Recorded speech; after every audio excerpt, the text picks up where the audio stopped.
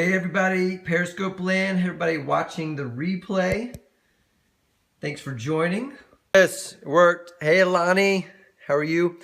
We are early once again. Sorry everybody, we're early once again, usually at 11 o'clock, but I've got another meeting today. Hey Tiffany Yeager, thanks for joining, and Alani, and anybody else. You're getting to these early? Yes, I am. I'm sorry, it's because I got meetings the last few days. It's okay. It's okay, we still got good stuff. So we are talking about overcoming your fear, and today we're going to talk about unfounded fears. And you guys know this, right? There are so many times when we're scared of something and there's nothing to be scared about. Hi, Kayetsi Pal, however you say that. Okay, so if you got kids, raise your hand, do a little raise your hand or a thumbs up if you got kids. Yeah, okay, maybe you got kids. Peace sign. Hey, Karina. So if you got kids, raise your hand, do a little thumbs up. I've got kids. I've got a 10-year-old, an 8-year-old, no, 10-year-old, a 9-year-old, and a 6-year-old, all girls. Okay, Tiffany's got kids. And I don't know about your kids. Yes, a lot of you got two. But my girls, if we're in one part of the house, they do not want to go to the other part of the house. And we've got a kind of long house, right? There's a lot of space.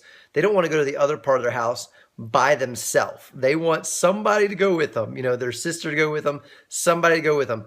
If it's dark upstairs, we have an upstairs area. If it's dark, no way. They are not going there. And there are even times when they were smaller, they would always need to go to the bathroom together. And it's like, wait on me, stay in the bathroom with me.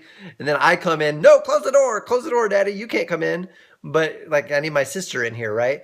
And they have unfounded fears, right? They're afraid of things that there's nothing to be scared about, right? There's obviously nothing wrong on that side of the house or this side of the house or upstairs or the dark. There's nothing in the dark. Nothing's going to hurt them. Yes, that's right. Upstairs and downstairs. I used to do that, right?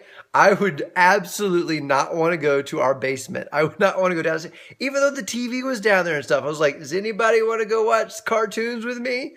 Right? So we have unfounded fears. And it's so interesting. We see in Joshua chapter 2, we've got the two spies who go into Jericho. And they go and meet up with Rahab, and she's known as kind of Rahab the prostitute, but Rahab, and they are spying out the land. They have spent 40 years in the wilderness. The reason they spent 40 years in the wilderness is because when this first spies 40 years prior spied out the land, 10 of them said, there's no way, we don't have a chance. Okay, they were afraid. But when they talked to Rahab, Rahab says to them, oh, you're totally going to destroy us because we're all scared of you. She said, we're all afraid of you. Everyone in the land is living in terror. For we have heard how the Lord made a dry path for you through the Red Sea when you left Egypt.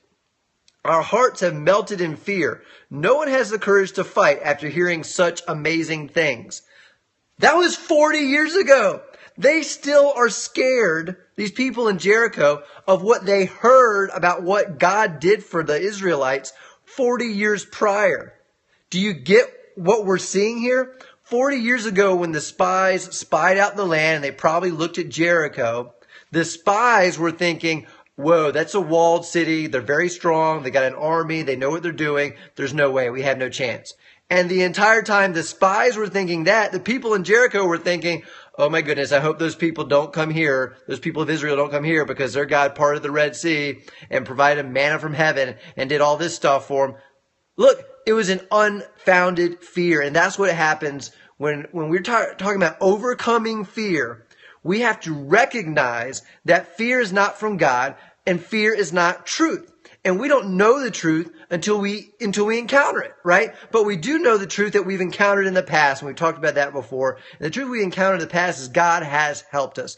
And the fear of the future is totally unfounded because we haven't met it yet, just like the Israelites here. So this is just a simple principle.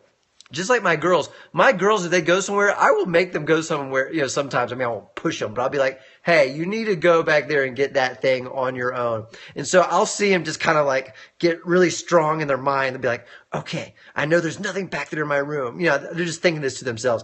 And they go back there and they get the thing and they run back out and they're totally fine. unfounded fear. So if you are afraid to do something, if you're afraid to pick up a phone and call somebody, right, for your business, or you're afraid of this dream you're facing, or if there's a challenge that you're facing, right? Even if it's a disease, you don't know what God is going to do this afternoon. You don't know what he's going to do tomorrow.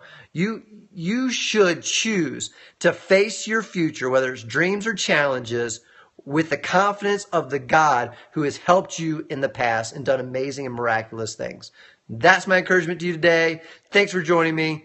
It will be at 11 o'clock tomorrow morning. I promise. I pretty much promise. Thanks everybody for the hearts, and thanks for joining. Bye guys.